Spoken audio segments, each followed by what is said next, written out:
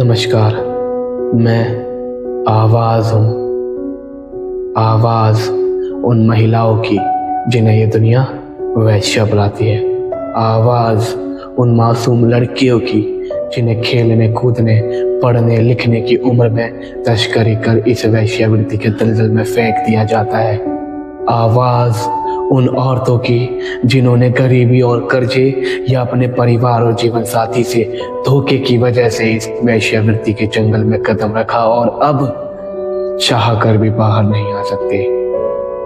मैं आवाज़ हूँ इस चमकते हुए भारत के दामन में लगे हुए उस काले धब्बे की जिसे भारत सरकार व राज्य सरकार आज भी साफ करने में असमर्थ है। मैं वैश्या हूँ, मुझे वैश्या बुलाया जाता है, मुझे वैश्या बनाया गया है। मैं वैश्या से पहले भारत की बेटी हूँ। मैं भी डॉक्टर, पुलिस, वकील बनकर देश का नाम रोशन कर सकती थी।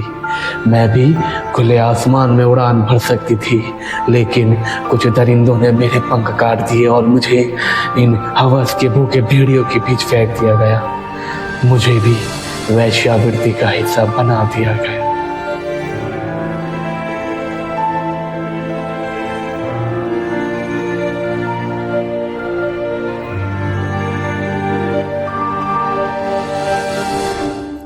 वैश्यावृत्ति, आज हम सब इस शब्द का मतलब जानते हैं। वैश्यावृत्ति एक ऐसी गतिविधि है जिसमें एक महिला को अपने ग्राहक से शारीरिक संपर्क करना होता है, लेकिन ग्राहक कभी एक नहीं होता। उस महिला को ना जाने रोजाना कितने अलग अलग लोगों के साथ इस गतिविधि को अंजाम देना होता है, जिससे उस महिला को संक्रमण फैलने का खतरा तक होता है। लेकिन ये जो मैंने बताया ये वैश्यावृत्ति का अर्थ था, पर अगर हम वैश्यावृत्ति का इतिहास जानें तो हमें पता चलता है कि वैश्यावृत्ति भारत में वैदिक काल से चली आ रही है और यह सबसे पुराने पेशों में से एक है। जी हाँ, आपने सही सुना, वैश्यावृत्ति को पेशा कहा गया है, जिसे प्राचीन भारत में एक सरकारी नौकरी का दर्जा व इज्जत मिलती थी। लेकिन ये पेशा प्राचीन भारत से लेकर आज 21वीं सदी तक चलता आ रहा है और जिसे अब एक शाप की निगाह से देखा जाता है। जहां आज इन महिलाओं को समाज में गलत निगाह से देखा जाता है और सामान्य समाज से दूर रखा जाता है, वही एक यह भी सच है कि भारत सरकार व राज्य सरकार आज भी इस तौर तरीकों को रोकने में असमर्थ है। चलो, ये बात उन वैश्याओं की जो किसी भी आर्थिक कारणों से इस पेशे में आए, लेकिन हद तो तब हुई जब इस काम के लिए इंसानी रूप में दरिंदों द्वारा मासूम बच्चियों को तस्करी कर बेचा जाता है। मासूम बच्ची जिनकी उम्र यूं ही 18 साल, 17 साल, 16 साल, यहाँ तक कि 15 से लेकर 12-13 साल की भी होती है। आखिर क्या गलती रही होगी उन मासूम लड़कियों की जिन्हें पढ़ने लिखने की उम्र में वैश्या बना दिया गया।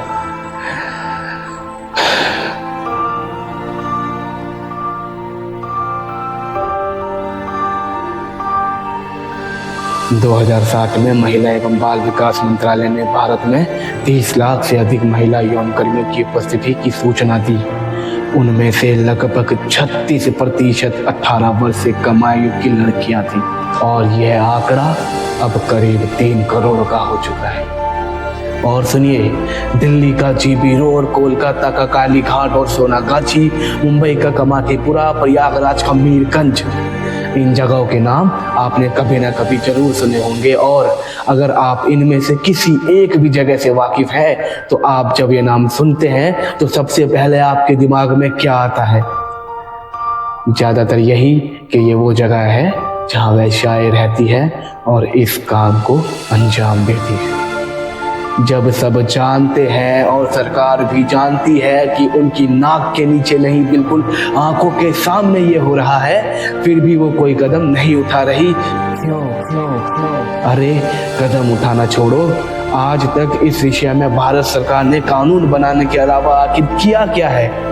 और कानून के नाम पर सरकार ने क्या किया?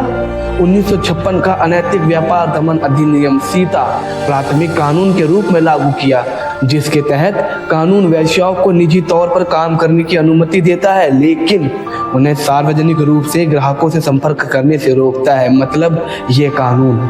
और अभी और सुनिए, 1986 का अनैतिक तस्करी रोकथाम अधिनियम ITPA वैश्यालय संचालन में प्रतिबंध लगाता है, लेकिन अभी जो नाम आपने सुने ये वैश्यालय आज 2024 में भी सुचारू रूप से चल रहे हैं और आज तक कोई रोकथाम नहीं करी जा सकी। और भारत के मुताबिक पाकिस्तान, नेपाल, श्रीलंका, भूटान व चाइना जो भारत के पड़ोसी देश हैं, यहाँ वेश्यावृत्ति का आंकड़ा कम है, लेकिन भारत के लोग और भारत सरकार व राज्य सरकार इस विषय पर केवल पछतावा जताती आ रही है। क्यों?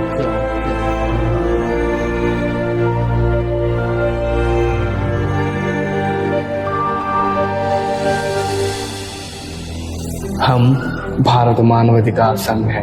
हम इस विषय पर बहुत गहन अध्ययन कर चुके हैं और भारत मानवाधिकार संघ ये वैश्यालयों और कोठों को जड़ से खत्म करने का संकल्प ले चुका है। वह अपना पहला कदम भी बढ़ा चुका है और हमें बस यह दाग भारत के दामन से हटाना है। और जो महिलाएं व बच्चे इस वेश्यावृत्ति के दलदल में फंसी हुई हैं, उन्हें वहां से बाहर निकालकर एक अच्छी और समाज में इज्जतपूर्ण जिंदगी देने का लक्ष्य है हमारा, जिसके लिए हम तैयार हैं। बस जरूरत है तो आपके सहयोग की, आपकी सहायता का एक कदम उन 3 करोड़ मासूम महिलाओं और बच्चियों का जीवन संवार सकता है, जो रोज कुछ दरिंदों के हाथों तिनका मर रही हैं। वो रोती हैं लेकिन खून के आंसुओं से। वो हंसना नहीं चाहती लेकिन हंसती है, क्योंकि वो मजबूर है। वो मजबूर है, लेकिन आप नहीं। मैं आवाज हूं आपके अंदर की, जिसे शायद आप खुद नहीं सुन पा रहे। जय जय जय जय जय।